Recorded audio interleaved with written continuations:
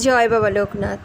গতকাল লোকনাথ পুজো গেছিল, তোমরা সবাই জানো, তিরোধান দিবস বাবার। তো ওই দিন আমার পাড়ার কাকিমার বাড়ি পুজো হয়। এখানে সবাই উপোস করে, আমরাও করি। তো সারাদিন উপোস হয়, আর তোমার রাত্রেবেলা খিচুড়ি খাওয়ানো হয়।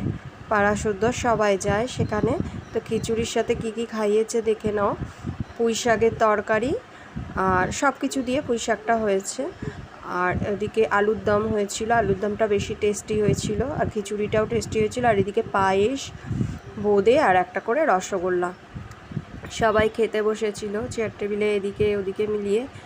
তো তার মধ্যেই এখন মানে বাড়ি যাব, খাওয়া কমপ্লিট, ব্যাস বৃষ্টি শুরু, প্রচণ্ড বৃষ্টি, মানে ছাট আসছে। ওদিকে যারা খেতে বসেছে, আমাদের তো কমপ্লিট হয়ে গেল, তো তাদের ছাট আসছিল ওপাশ দিয়ে।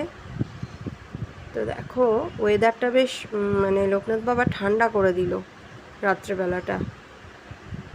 ভিডিওটা কেমন লাগলো কমেন্ট করে অবশ্যই জানাবে।